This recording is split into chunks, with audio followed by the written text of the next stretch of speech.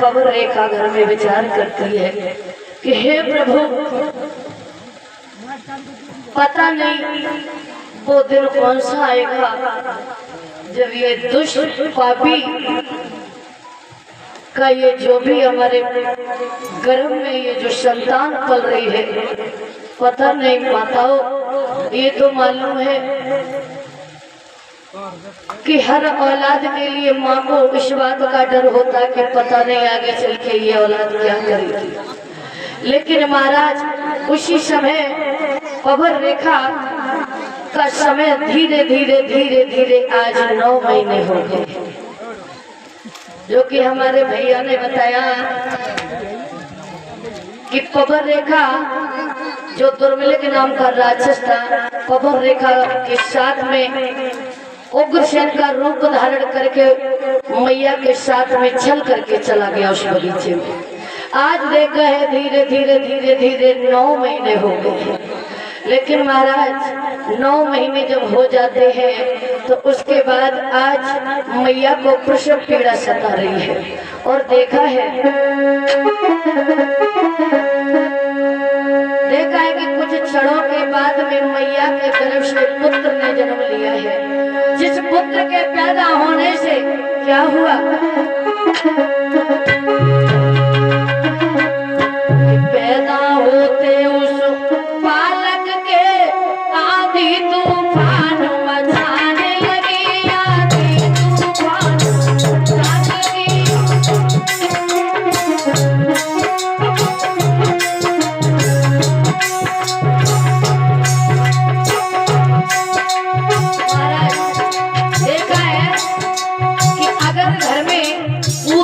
होता है ना तो बड़े सुंदर सपने आते हैं मैया को, बड़ी सुंदर हवाएं चलती हैं, नन्ही नन्ही बुनिया भी पड़ती हैं, और ऐसा ही नहीं सुंदर से मोर भी बोलते हैं जिनकी आवाज कानों में गूंज जाती है। लेकिन उस जिस पापी ने आज मैया पवन रेखा के गर्भ से जन्म लिया तो उस समय क्या हुआ,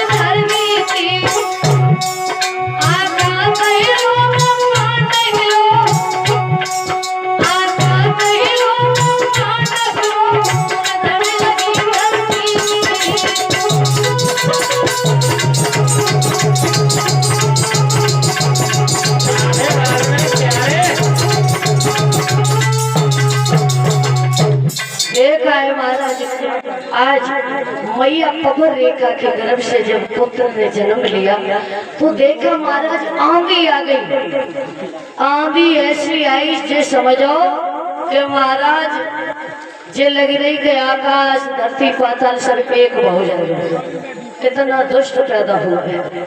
और ये ध्यान रखना महाराज, जिस समय मैया के गर्भ से बालक अगर जन्म ले और सुंदर सपने आए और सुंदर ही काम घर में होए तो समझ लो मेरा बेटा आगे चल के कोई नाम हमारा रोशन करे।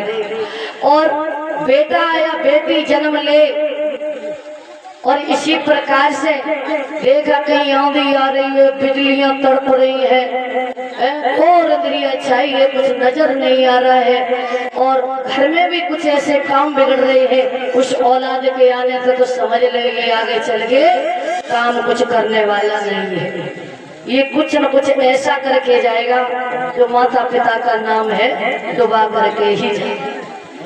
आज महाराज मैया पवन रेखा के गर्भ से बेटा ने जन्म लिया है। उसी समय वो कृष्ण ने एक पंडित जी को बुलाया और उसका नामकरण करवाया और नामकरण करवाया।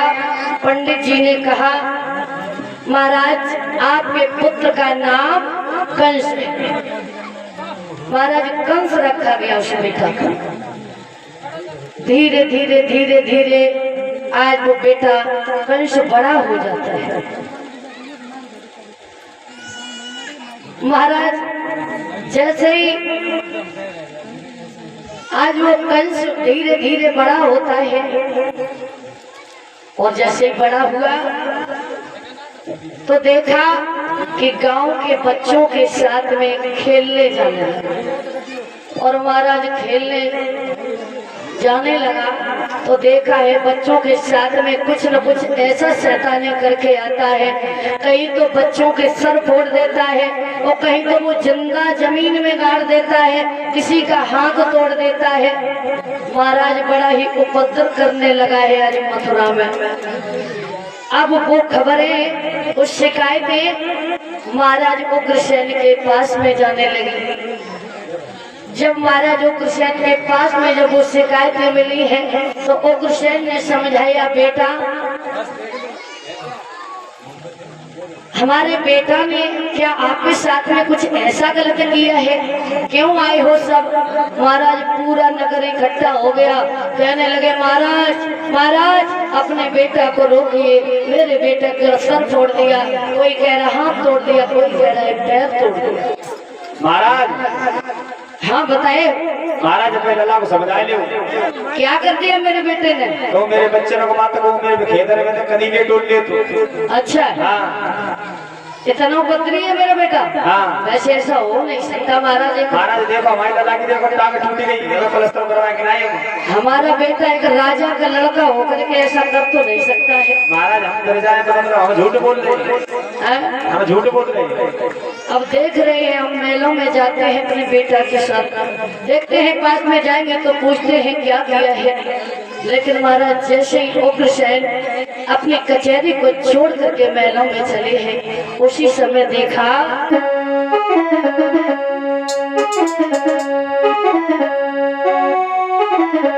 अरे टगर चले कुमार गमे। महाराज ध्यान देना, जब आपके साथ में गलत हो तो कुछ ऐसे में सुन दिखाई दे तो समझ लेना हमारे साथ कुछ अच्छा होने वाला नहीं है। आज उग्रसेन मेलों के लिए चले बेटा कंस से मिलने तो क्या हुआ। अरे टगर चले कुमार गमे,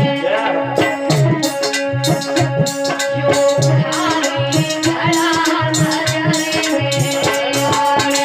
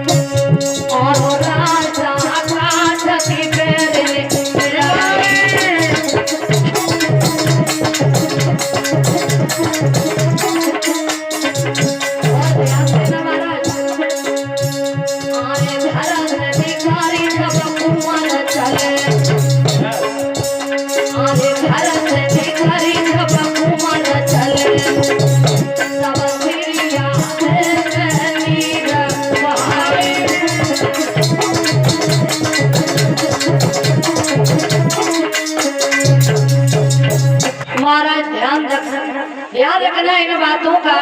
देखा है घर से अगर तुमको परदेश में जाते हो, और ये तो खास बात है कि घर से जब पति बाहर जाता है तो पत्नी की आंखों से आंसू बह ही जाते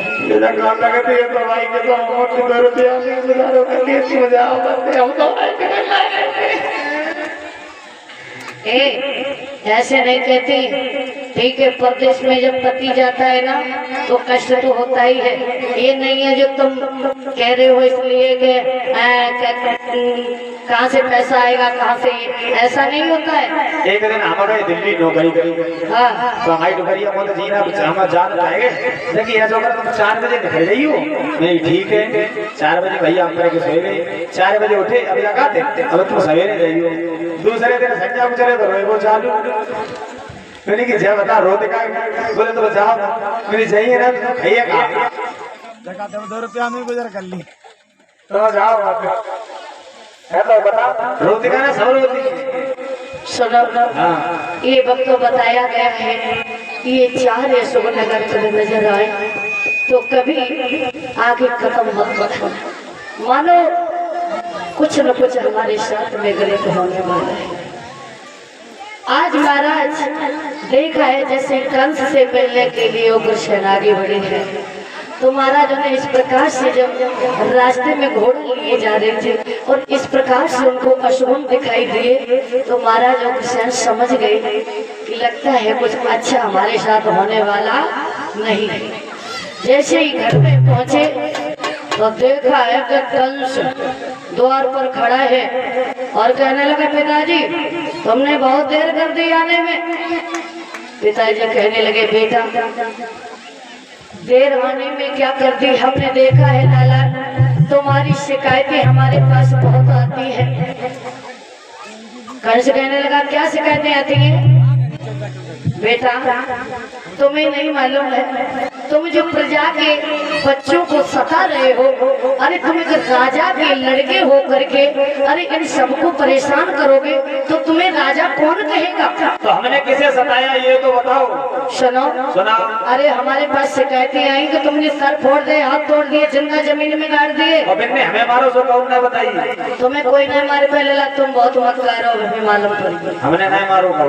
महाराज जैसे ही कंस से ये शिकायत उग्रसेन ने की तो कंस कहने लगा, पिताजी हाँ हमें लगता है बुढ़ापे पर तुम्हारी बुद्धि अब काम नहीं कर रही है। लला बुढ़ापे को शरीर अब तुम पर बुढ़ापा है इसलिए सोचने की क्षमता खत्म हो गई है, जरा जरा सी बातें लेकर के हमारे पास आ जाते हो।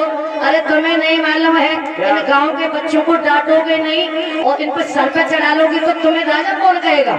अच्छा इन बच्चे का खून पी लिए तब राजा बने। अरे तुम्हें नहीं मालूम है, सताए नहीं जाते बच्चे। महाराज जैसे ये बात उग्रसेन ने कही उसी समय कंस ने क्या किया है,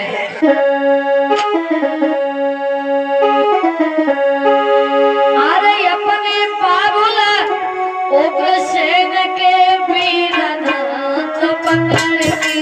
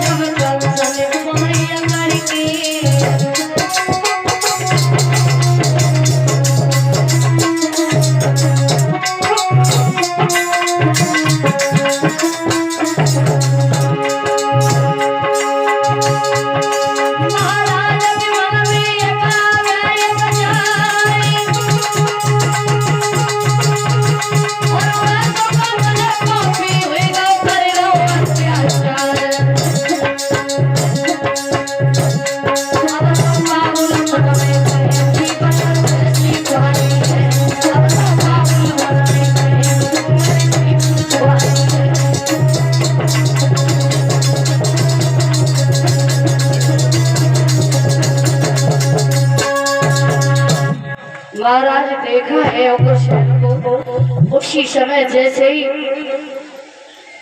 आज हाथ पकड़ करके कंस ने हाथों में हथकड़ी और पायों में बेड़ी डाल करके, अरे महाराज, एक काल कोठरी में कंस ने अपने पिताजी को बंदी बना करके डाला। इतना अत्याचार था। बेटा कंस, हाँ, तूने अच्छा नहीं किया लाला। हमने ठीक किया। लगता है तुम्हारी बुढ़ापे में बुद्धि हो गई खराब, तुम्हारे लिए जेल ही ठीक है, आप इसी में पड़े रहो। अच्छा, तुम्हें नहीं मालूम है लाला, जो तुम कर रहे हो ना ये अच्छा नहीं है। अरे तुमने मेरी बुढ़ापे पे जिंदगी की बर्बादी कर दी, लेकिन ध्यान रखना एक न एक ये पिता तुम्हारा याद आएगा। महाराज देखा है अपने पिता को हाथों में हथकड़ी और पायों में बेड़ी डाल करके काल कोठरी में बंद कर दिया है। इधर देखा है कुछ और बलवान हो गया। जब और बलवान हो गया धीरे धीरे तो उसी समय देखा है महाराज संतों को भजन पूजा नहीं करने देता है। गौशाला को खड़े होकर के जलवाने लगा, गौओं को काट करके खून मंदिरों में चढ़ाने लगा। महाराज बहुत बुरा हाल है। अब तो जो मन में आ रही है वो कर रहा है। बताया है कि सर्व जय हो गुरुदेव। कोई आवै मन करे सोई होई।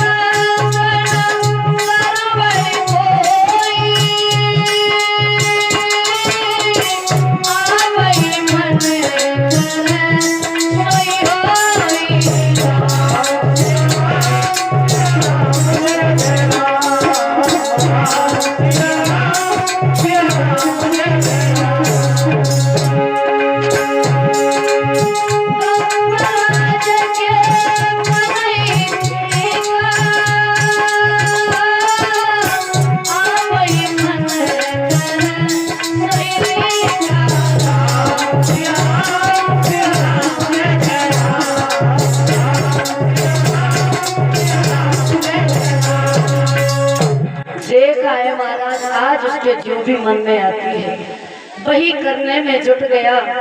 देखा है महाराज आज संतों को वो हाल कर रहा है। 10-10 दिन की सड़ी हुई रोटी आज संतों को उसी सड़ी हुई रोटी के भोजन करा रहा है। सभी देवताओं को बंदी बना करके जेल में डालने लगा। कहीं भजन पूजा नहीं करने देता। गौशाला को खड़े हो करके आग लगाने लगा।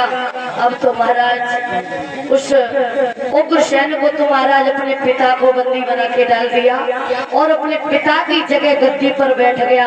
अब तो राजगद्दी चला रहा है, मन में जो आ रही वही कर रहा है। अब हम दुनिया के राजा हैं। हमारे राज्य में कोई पंडित भजन करते हुए मिल गया तो उसे जेल में डाल देंगे और ये घी की जलाते उसे खुद खाओ, शरीर में ताकत लाओ। जिसने घी जलाया उसे हम जला देंगे। हम राजा हैं और कल से तिलक लगाए मिलेंगे ना तो जेल में ना सीधे ऊपर जेल। सुनो लला ज्यादा दिन तक नहीं चले। हम राजा हैं और ये तो मालूम है कि जो उपद्रव करता है वो ज्यादा दिन तक चलने वाला नहीं होता। हमें मारने वाला कोई नहीं है इस दुनिया में। अच्छा ताई जो खाए खाए के मोटे हैं। बॉडी बिल्डो। अच्छा सुनो इधर देखा है महाराज पृथ्वी माँ आज कंस के अत्याचारों से नीचे को धसी जा रही है। भाग करके ब्रह्मा जी के पास में गई और कहने लगी प्रभु मुझे कोई ऐसा यत्न बता दो जिससे कि मेरे पापों से अरे इस दुष्ट के पापों से मैं परेशान हूँ।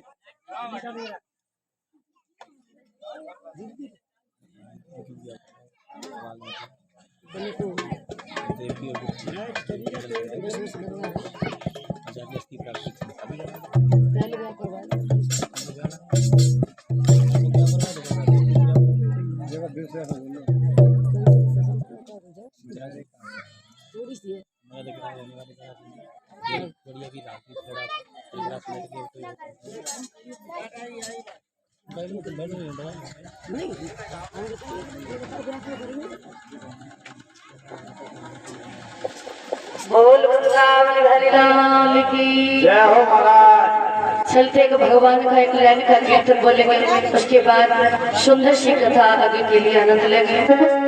दीदी निकल आइयो, ये शिकायत करो करती जे भजन बोलती हमें कोई उठाना है तुम्हें मेरी कसम ना भाई बच्चा ना अगर नचवाए उठ के समझे नहीं आओ। अच्छा अरे जे हमने जगाती शास्त्री जी की भजन भाई लेती हम तक आती ना उठो और जगात परिषद महाराज कहवा तो हम नहीं लेती हम नचे के सभी भक्त तालियों के साथ में बोलेंगे।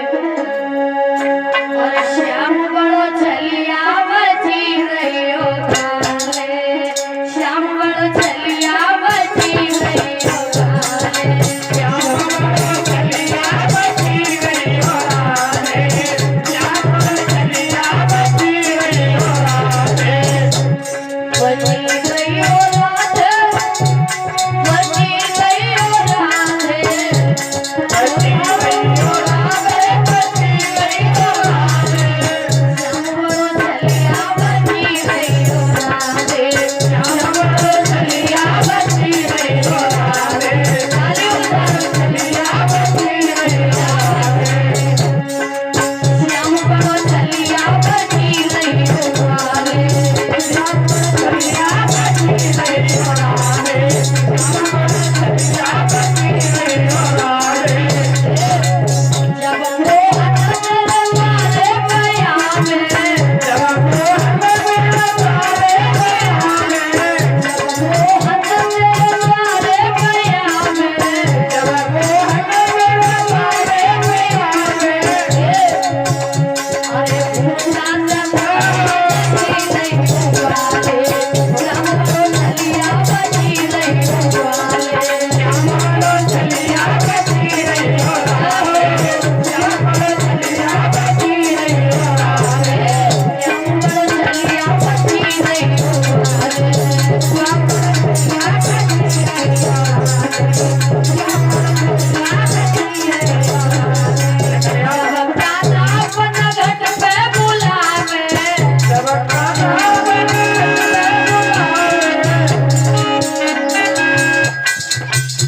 भैया ज्यादा बात है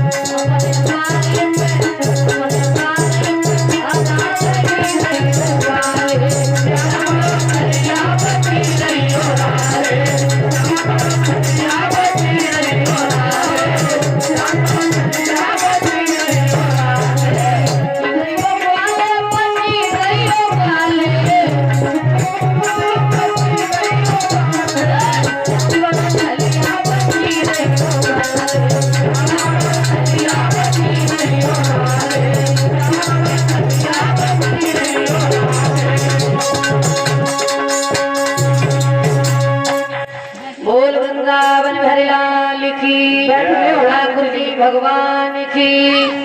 देखा है महाराज, आज कंस बड़ा ही उपद्रवी हो गया है। इधर देखा है कंस की मैया कहने लगी, बेटा तू जो भी कर रहा है वो अच्छा नहीं कर रहा है लाला। अरे तूने अपने पिताजी को बंदी बना लिया, काल कोठरी में डाल दिया, भला तेरा विवाह कौन करेगा लाला? हमारो?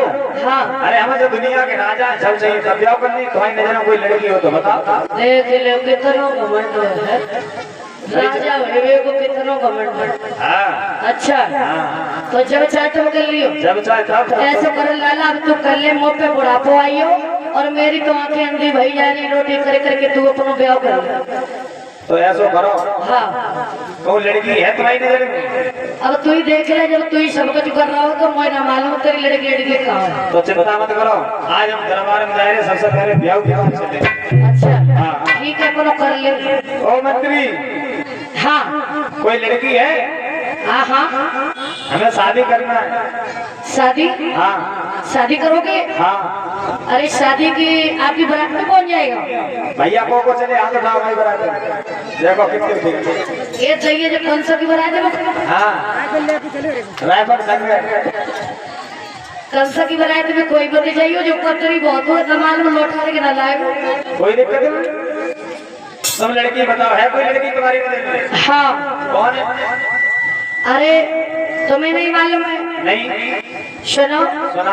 अरे तुम्हें तो तुम्हें हर बात ही मालूम है, तो ये भी मालूम होना चाहिए कि किसकी लड़की शादी के योग्य है और तेरे लायक है कौन? कौन है? सुनो। सुना। मथुरा के राजा उग्रसेन है, उनकी दो बेटियां कुंवारी हैं। और बताओ महाराज तो विनय के संग तुम्हारा ब्याह करा दे, बताओ। अच्छा, जो मगध के राजा जरासंध है उनकी बिटिया? हाँ। अस्थि और प्राप्ति? हाँ। ले एक करैया तो करना, एक भैया दूसरो, हम दोनों के संग करेंगे। और का दोनों ही संग कर ले, तू तो पवेल ले वो। हाँ दोनों के संग करेंगे। तो ठीक है कर ले लाला। हाँ। देखा है महाराज, आज जो मगध देश के राजा उनकी बेटी अस्थि और प्राप्ति थी, तो महाराज उन बेटियों के साथ में आज कंस का विवाह रचाया गया। और ऐसा ही नहीं, आज कंस के ससुर ने कंस के विवाह में कुमिलिया पीड़ हाथी दिया था दहेज में, जिसको 10,000 लोगों की ताकत उस हाथी में थी। महाराज बहुत दहेज दिया है, हाथी घोड़ा रथ, पता नहीं क्या क्या दहेज में कंस की शादी में दिया है। महाराज बड़े धूमधाम के साथ में आज कंस का विवाह हुआ। देखा है कुछ समय गुजर गया, धीरे धीरे धीरे धीरे देखा है कि कंस की चचेरी बहन है जो देवक की पुत्री थी, देवक की पुत्री देवकी।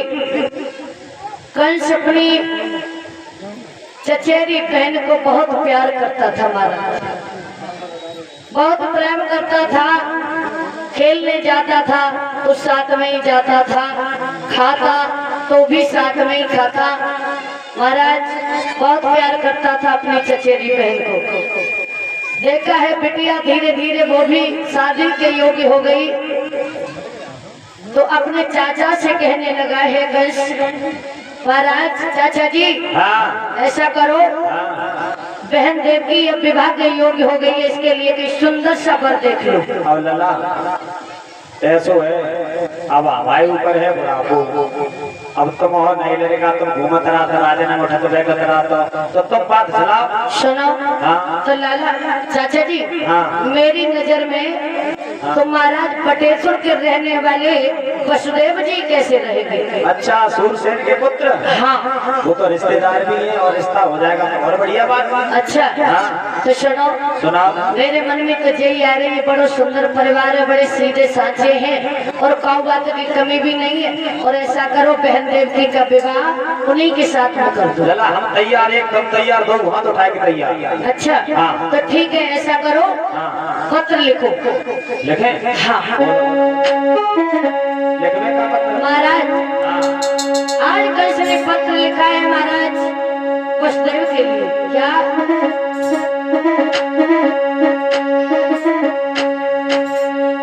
प्रणाम करो स्वीकार करो,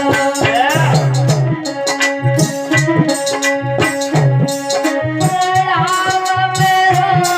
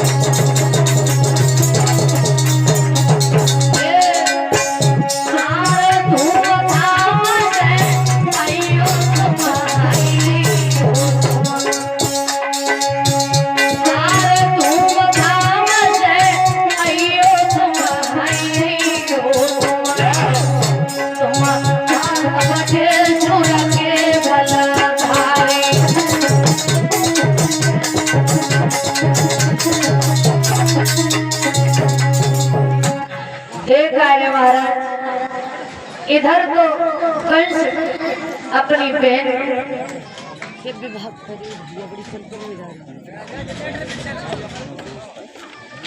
चला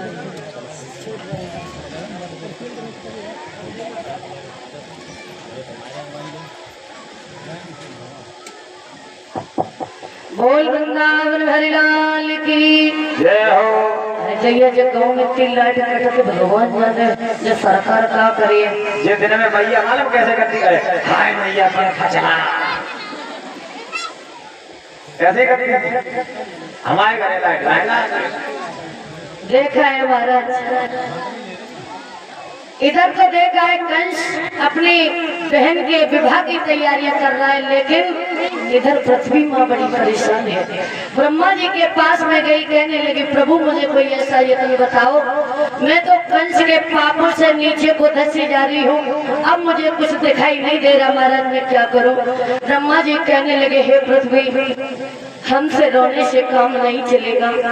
अरे आप सभी लोग मिलकर के, आप सभी देवता, सभी संत, सब लोग जा करके भगवान विष्णु की आराधना करो, जिससे कि वही आपके पापों को दूर कर पाएंगे। महाराज जैसे ये बात ब्रह्मा जी ने बताई है तो पृथ्वी माँ सभी देव हाथ जोड़ करके प्रार्थना करने लगे हैं। कैसे कि तेरे पूजन को भगवान बना है मंदिर आलीशान, तेरे पूजन को भगवान बना है मंदिर आलीशान, तेरे पूजन को भगवान बना है मंदिर आलीशान। मंदिर किसे बताया है महाराज? इस शरीर को मंदिर बताया है। ये शरीर प्रभु तुम्हारी पूजा करने के लिए तरस रहा है। और कहने लगे तेरे दर्शन को भगवान हमारी अखियाँ हैरान, तेरे दर्शन को भगवान हमारी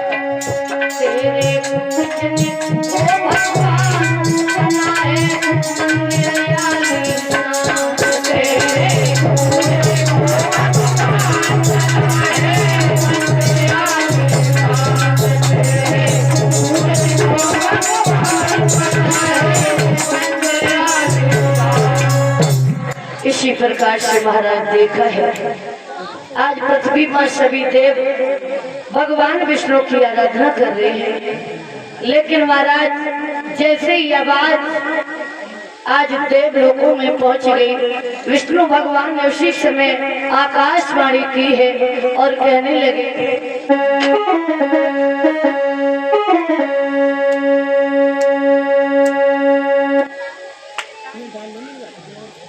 भैया डीजे डालने का कर्म पहले तुम लोग पानी आने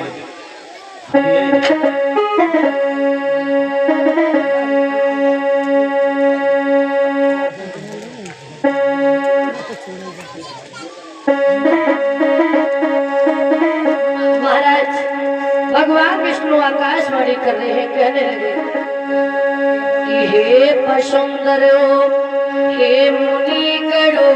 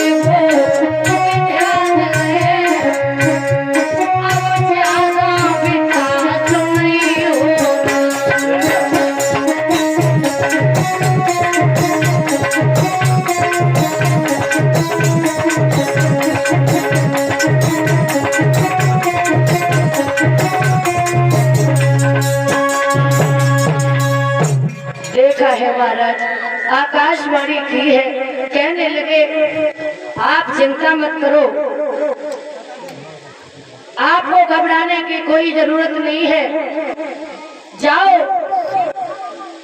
उसी समय महाराज जैसे ही आकाशवाणी की, और आकाशवाणी में एक बात और की है, क्या कि तुम भी जाओ भूमि पे धरो याद वीरों,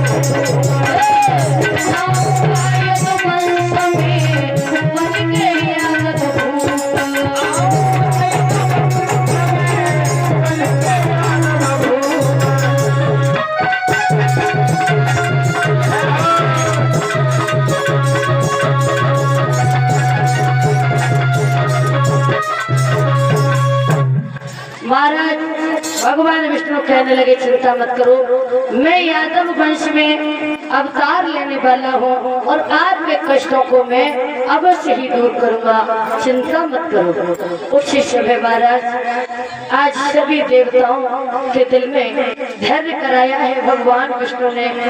इधर देखा है कंस अपनी बहन की शादी की तैयारियों में लगा है, इधर देखा है पत्र को तो भेज ही दिया है। अब बटेश्वर के रहने वाले हमारे वसुदेव जी अपनी बारात को लेकर के आज मथुरा के लिए चले गए। महाराज जैसे मथुरा में बारात पहुंची है, बड़ी सेवा कंस ने आज वसुदेव की है, सारी बारात को बड़े सुंदर से जौनार करवाए हैं। लेकिन महाराज सारी बारात की इतनी मेहनत से अपने सुंदर भोजन कराए हैं, 56 प्रकार के भोजन आज कंस ने बारातियों को करवाए।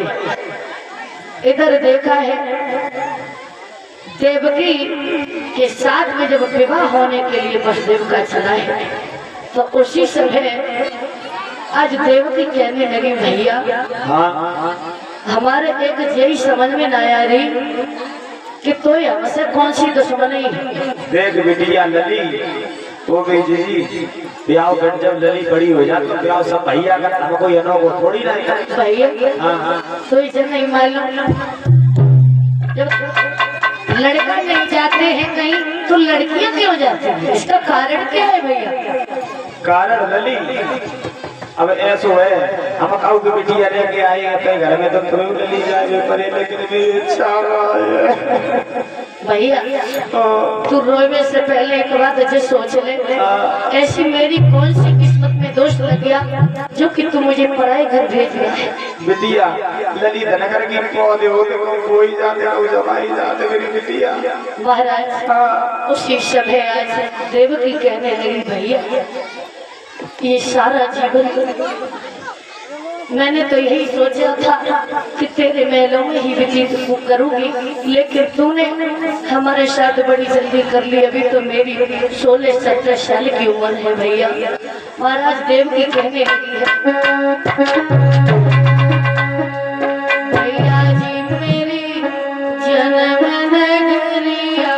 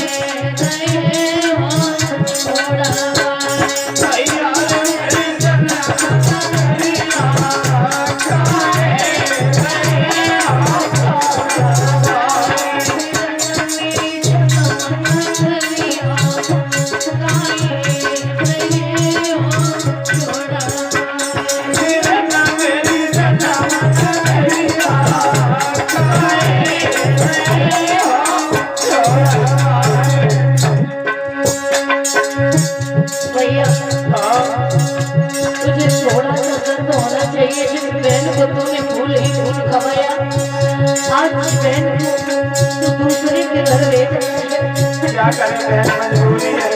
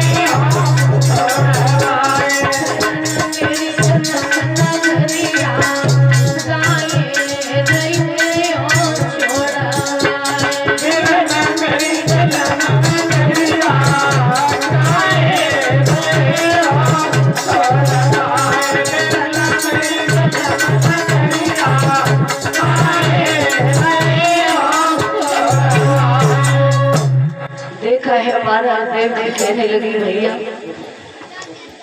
तूने मेरा विवाह करवा दिया, लेकिन महाराज ये तो सच है कि जो सुंदर बेटियां होती हैं जो ससुराल के लिए जाती है और पीहर में रहती हैं, वक्त तो ध्यान रखना पता नहीं भगवान ने ऐसा क्या किस्मत में लिख दिया है, जो लड़की कितनी भी सुंदर हो चाहे कितनी भी सुशील हो लेकिन पराए घर उसको जाना ही पड़ता है।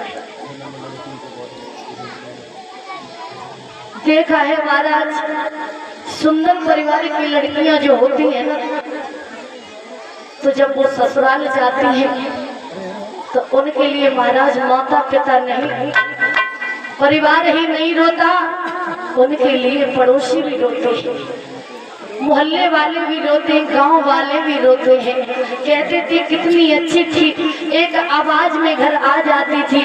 महाराज देखा होगा कहीं पापा की खबर, कहीं चाचा की खबर, कहीं चाची की खबर, सबकी लड़की खबर लेती रहती है। जो सुंदर परिवार की लड़कियां होती वो अपने परिवार से कभी झगड़ा नहीं करती। देखा है महाराज आज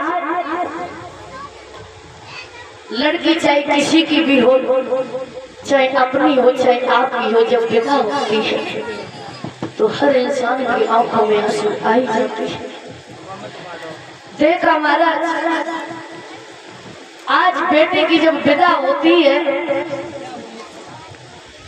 और उसी समय और पिता की तो छोड़ो महाराज, जब घर में लड़की शादी के योग्य हो तो पिता तो मानो 6 महीना पहले से ही तैयारी करने में लग जाता है कि मेरी बिटिया शादी के योग्य है, और कहीं सुंदर सा वर देख ले और सुंदर सा वर देख करके सुंदर परिवार ढूंढ करके अपने बेटी के हाथ पीले कर।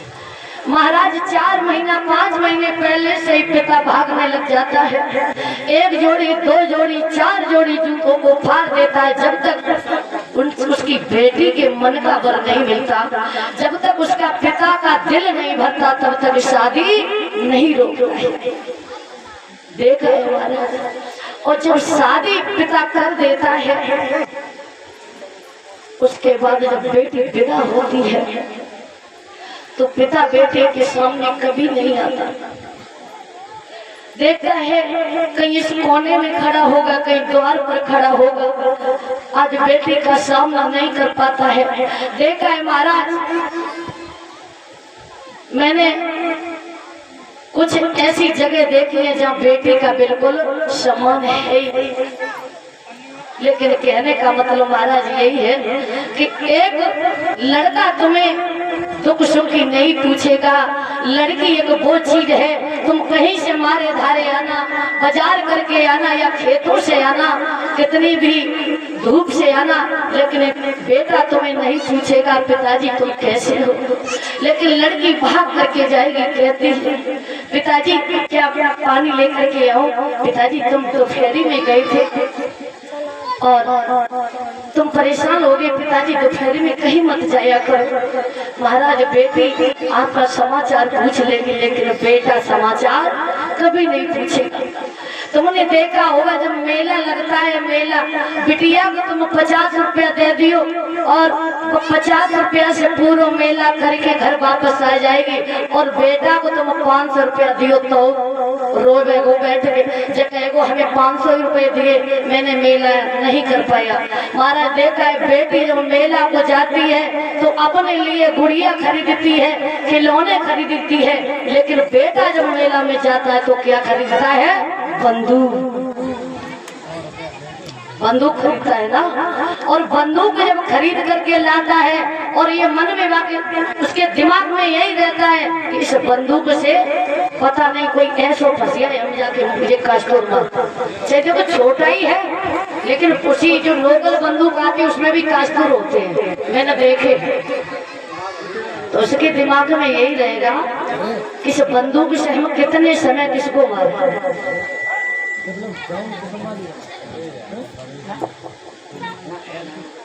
उसी समय महाराज देखा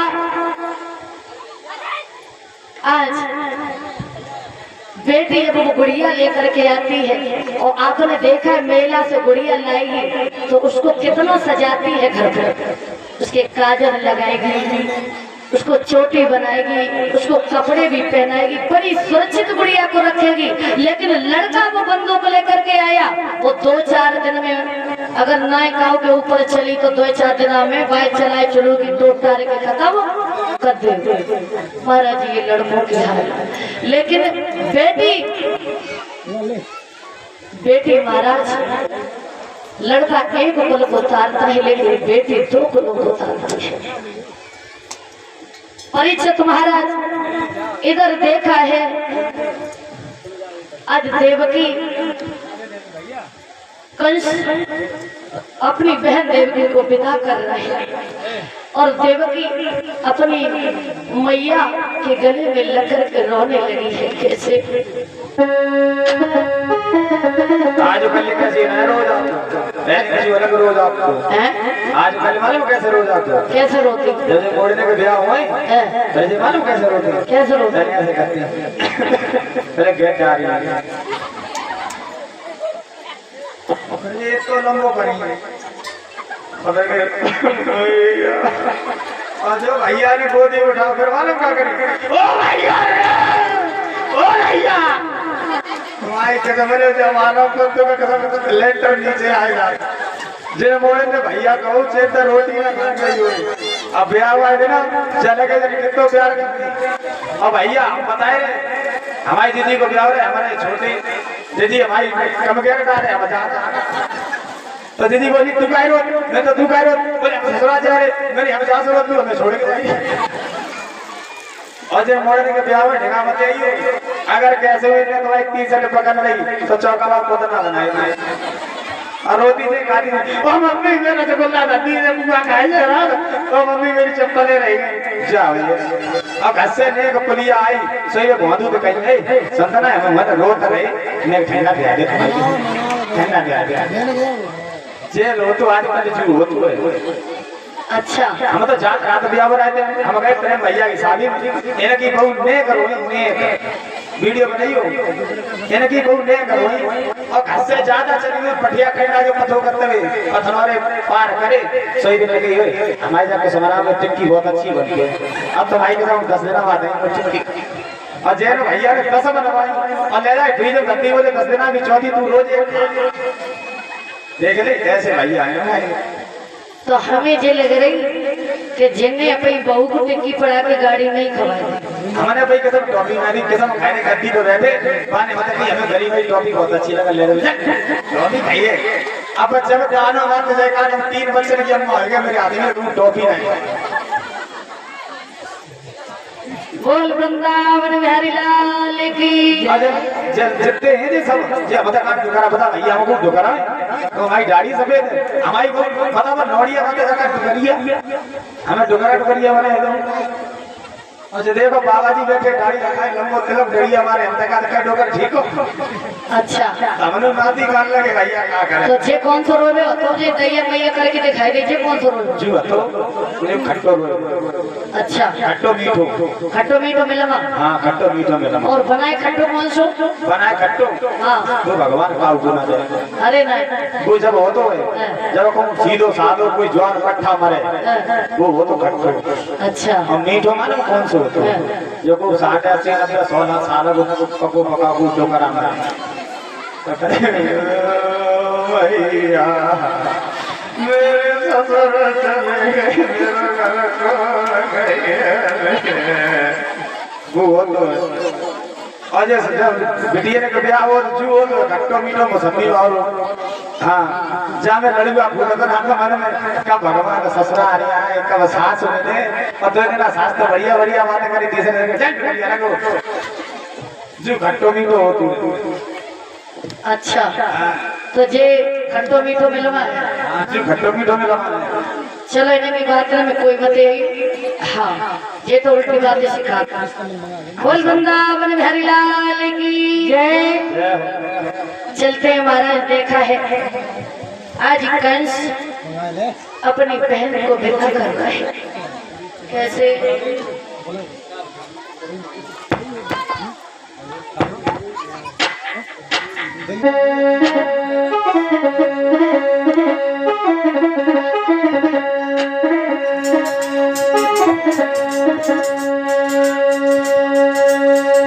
भैया तेरी लाडली महीना आज ससुराल जाती है। भैया तेरी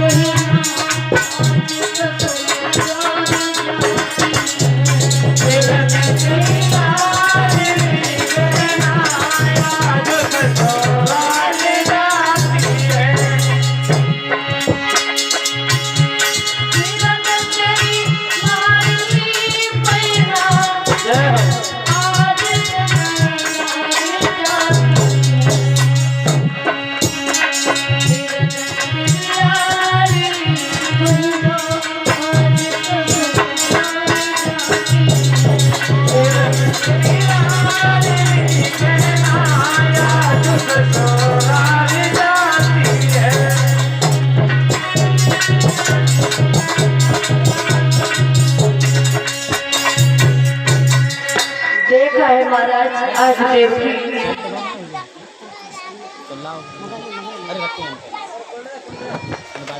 देखा है महाराज आज बहन देवकी की विदा हो रही है। और ध्यान देना भक्तों, जिस दिन बहन विदा होकर के जाती है आज वो व्यक्ति घर में रोता है जिस व्यक्ति को कभी रोना नहीं चाहिए। वो कौन है? वो है बेटी का भाई। जो कि दिन रात कुत्ते और बिल्ली की तरह लड़ते रहते थे। देखा महाराज, आज वो भैया कोने में खड़ा रो रहा और कहने लगा कि मैं जब भी घर से आता था तो भाग करके मेरे लिए भोजन लाती थी और कहती थी भैया तुझे पूरा दिन हो गया, तू कहाँ रहा, तू क्यों नहीं आया। लेकिन भक्तों एक बात और बताते हैं कि जितना बहन अपने भाई को प्यार करती है उतना भाई नहीं करता। बहन अपने भैया को इतना प्यार करती है जैसे कि एक समुद्र, और भैया अपनी बहन को कभी इतना प्यार नहीं दे पाएगा जितना बहन देती है। महाराज ध्यान रखना, देखा होगा आजकल तो मोबाइल सबके घर होंगे और हर एक भैया के हाथ में मोबाइल होगा, लेकिन कभी उनका मोबाइल खोल के देखना और उनसे कहना तुम अपनी बहन का मुझे फोटो दिखा, तो भैया अपनी बहन का फोटो नहीं दिखा पाएगा। किसका फोटो होगा मोबाइल में? अपनी पत्नी का, अपनी साली का, ससुराल वालों का फोटो मिलेगा। बहुत होंगे, ज्यादा होंगे तो बहुत है, एक दो अपने दोस्त होंगे। वैसे हकीकत बताता मोबाइल की स्क्रीन को लॉक खोलो तो श्रीमती जी सामने खड़े हैं। हाँ, और माता और पिता, बहन, भाई किसी के फोटो अगर कोई व्यक्ति कह देगा हमारे फोन में है तो हाथ उठा दो। मैंने के फोन में होंगे, वे फोटो गैलरी में होंगे, लेकिन श्रीदेवी जी सीधी गेट पर होंगी। नमस्कार, प्रणाम। लेकिन महाराज देखा आज जैसे ही भैया रोने लगा है, कहने लगा मैं जब भी घर आता था तो मेरी बहन भोजन लेकर के आती थी, कहती थी भैया तू सारे दिन से गायब है, तू कहाँ चला गया था, भला मुझे चैन नहीं पड़ा। देखो महाराज, जो दिन रात कुत्ते और बिल्ली की तरह लड़ते थे, आज वो भैया कोने में खड़ा खड़ा रो रहे हैं। कहने लगा बहन अब आज के बाद तुमसे कौन कहेगा तुम कहाँ हो। और बहन भैया के गलबई में डाल करके रोने लगी, कहने लगी भैया ये तो मुझे मालूम है, तू आज मुझे हमारी ससुराल की दासी बना करके मुझे भेज रहा है। कंस कहने लगा बहन चिंता मत करो। उसी समय देखा है महाराज जैसे बहन की विदा हुई। जी जी, ओ जी बेटा रिंग पे अब से मिले तब मिली मेरी आज महाराज परिचित महाराज बहन अपना भैया के गले में गलबैया डाल रही और छोड़ नहीं रही है और रो करके कहने लगी भैया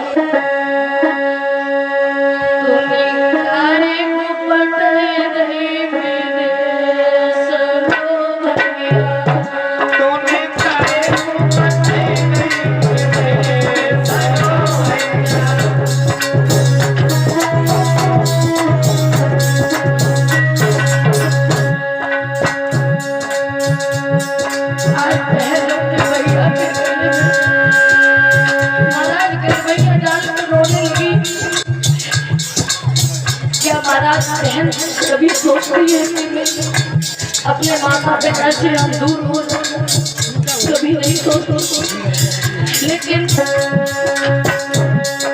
कहने लगी भैया मैं जा तो रही हूँ, लेकिन शायद मरने भी मतलब तेरी डेरी पर मेरी लाश नहीं।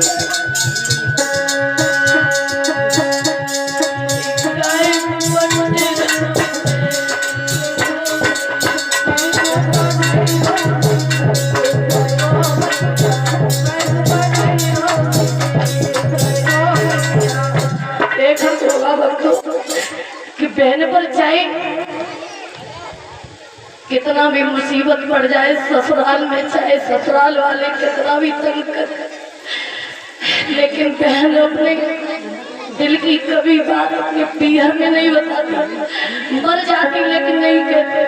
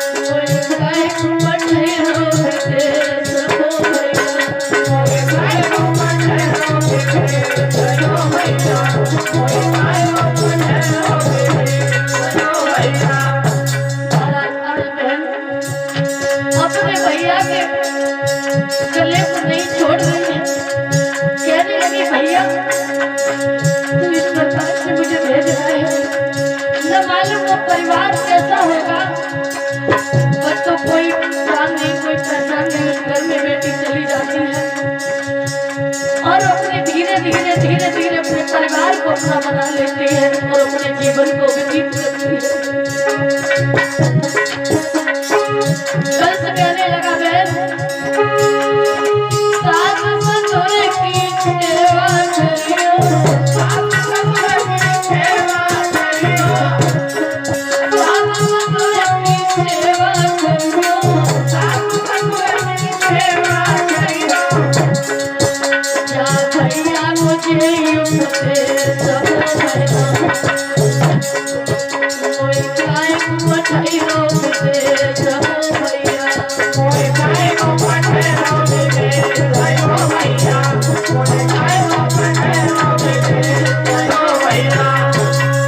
देखा है महाराज, बहन एक ऐसी चीज होती है, बहन एक ऐसी लड़की होती है जो कि माँ और बहन का फर्ज निभा लेती है। मैंने कई बहनें ऐसी देखी है कि बचपन पर मैया छोड़ के मर जाती है, अपने भाई और बहनों को एक माँ का प्यार देती है। अब तो देखा होगा बचपन पर जो माताएं गुजर गई, उन बहनों ने अपने भाइयों को, अपनी बहनों को एक माँ का प्यार दिया है। और जब उन बहन भाइयों पे कोई मुसीबत टूट जाए, उस बहन के दिल पर क्या गुजरती है। तो कैसे समझाऊं, एक मेरी भी बहन थी, वो 18 साल की उम्र में उस दुनिया संसार को छोड़ करके चली गई। उसकी याद मुझे आज भी दिलाती है। आज वो समय है कि माता पिता भी इस दुनिया को छोड़ करके चले गए। 3 भाई है हमारे, तीसरा भाई जो हमारा घड़े पे बैठा है। और आज ये भैया मुझे एक माता और पिता जैसा प्यार देता है। लेकिन भक्तों, ऐसा कभी भगवान किसी के साथ में ऐसा न करे जिसके कि माता पिता बचपन पर ही छोड़ करके चले जाए।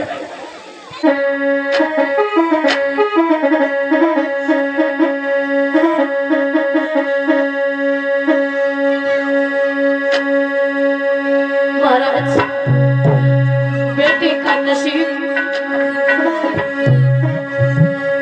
पता नहीं किसने बनाया। छोटो बच्चा के रखो है ना, कृष्ण भगवान के लिए जाती तैयार होने के जा रही है। कोई छोटा बच्चा हो उसे तैयार करने के लिए दे दे। सचिन भाई अपने बेटे को दे दे।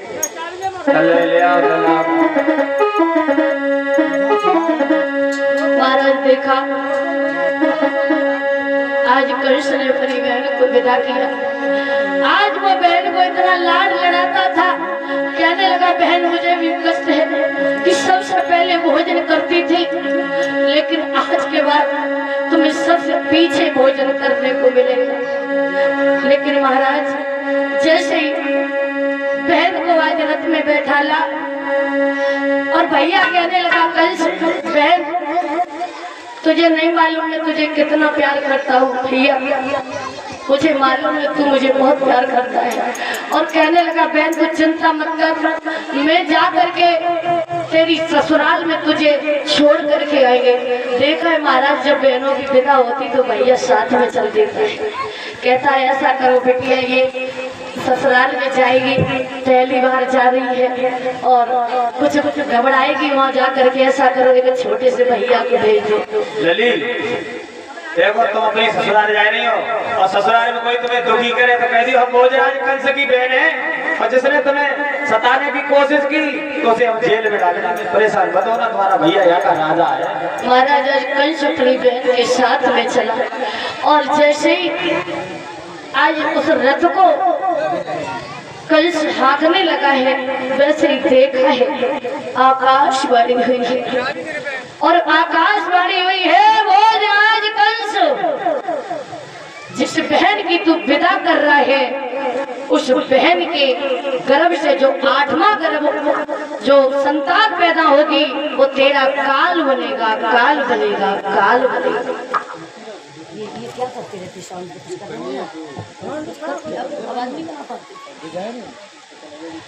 देखा महाराज, भोजराज कंस एकदम से जो आवाज को सुनता है और